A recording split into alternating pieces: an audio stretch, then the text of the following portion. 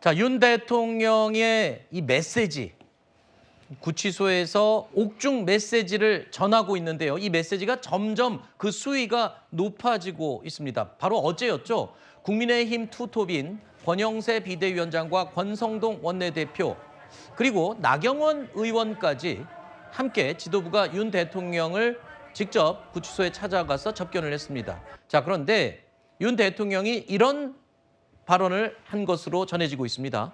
야당을 지칭해서 독일의 나치처럼 국회를 독재로 운영하고 있다. 이렇게 얘기를 했는데 지난 2022년대도 윤 대통령이 이런 비슷한 발언을 한 적이 있었는데 글쎄요. 지금 이 얘기를 다시 또 언급을 했는데 상당히 수위가 높습니다. 네.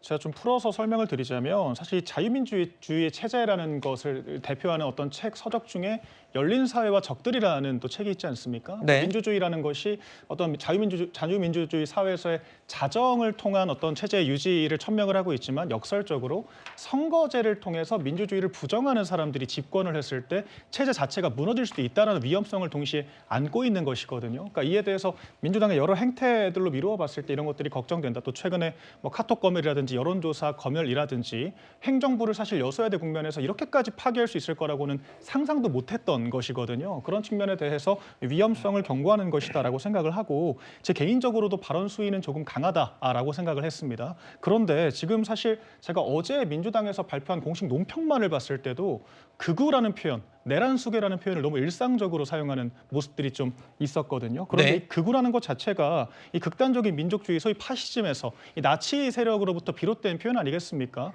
어제 더불어민주당의 노종면 원내대변인은 심지어 자기 SNS에 이 극우 세력들의 어떤 발언들이 역겹고 피곤할 때 뭐 가이드라인이라고 하면서 거의 뭐 극좌 유튜버들의 커뮤니티에서나 볼 수 있는 그런 내용들을 또 적시를 하기도 했었거든요. 그러니까 이런 정치적으로 과열된 양상에 저는 양측 다 모두 책임이 있다라고 생각을 하는데 지금 일상적으로 좀 극언을 쏟아내면서 좀 공당답지 못한 모습을 보여주고 있는 쪽은 민주당인 것 같아서 양쪽 다 자중을 해야 될 측면이 있다라고 생각을 합니다. 네.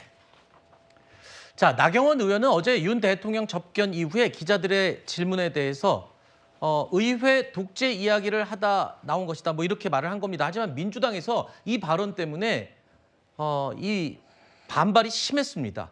자, 옥중 여론전에 대해서 대변인을 자처하고 있는 거냐 이렇게 비난을 하기도 했습니다. 들어보시죠. 대통령께서 그 나치 관련 얘기 좀 하셨다고 해서 나치 정권도 선거를 통해서 집권을 한 것처럼 그 이제 의회 독재 이야기 하다가 나오신 이야기예요. 네. 그런 이야기입니다. 일종의 기업의 CEO를 해임하는 것처럼 탄핵이 계속되니까 국민의힘 지도부가 기어코 서울 구치소를 찾아 내란 수계 윤석열을 접견했습니다. 국민에 대한 도리가 무엇인지 모르는 후안무치한 행태입니다. 여당 지도부라는 사람들이 내란 수계의 옥중 여론전에 대변인을 자처하고 있으니 정말 한심합니다. 윤 대통령이요. 야당을 나치에 비유한 것뿐만 아닙니다. 헌법재판관들의 편향성을 문제 삼으면서 이른바 좌파 사법 카르텔이다라고도 언급을 한 것으로 전해지고 있습니다. 자, 이 수위가 점점 높아지고 있는 윤 대통령의 메시지, 이게요, 건재함을 과시하려는 그런 의미가 담겼다, 이런 분석도 있더군요. 근데 저는 이제 윤석열 대통령이 건재함을 과시하려고 하는 어떤 의도가 있는지는 모르겠지만 사실 뭐 건재함이 저렇게 표현을 한다고 해서 과시되는 건 아닌 거죠. 공감받기 어려운 건데 어쨌든 간에 윤석열 대통령의 저런 어떤 극단적인 발언 때문에 저는 공수처에서도 수발신도 금지시키고 접견도 금지시키려고 했던 것이 아닌가, 그런 우려가 지금 그대로 현실로 드러나고 있다, 저는 그렇게 보여집니다. 윤석열 대통령께서 저는 개인적으로 역사 공부를 좀 다시 하셔야 되지 않을까. 그러니까 나치가 선거에 의해서 독재를 했다고 하는데 사실 그때 당시에 1차 세계대전의 그 막대한 전쟁 배상금에 대해서 국민들이 힘들어하고 있고 불만이 있었거든요. 그러니까 그런 심리를 이용해서 선거로 된 거지만 그 이후에 나치가 유태인들을 학살하고 또 군과 비밀 경찰을 동원해서 얼마나 많은 국민들을 공포에 떨게 했습니까? 네. 그러면 우리 민주당이 무슨 비밀 경찰을 동원했습니까? 군을 동원했습니까? 그래서 나치와 민주당을 비교하는 것은 사실 관계적으로도 좀 맞지가 않는 것이고요.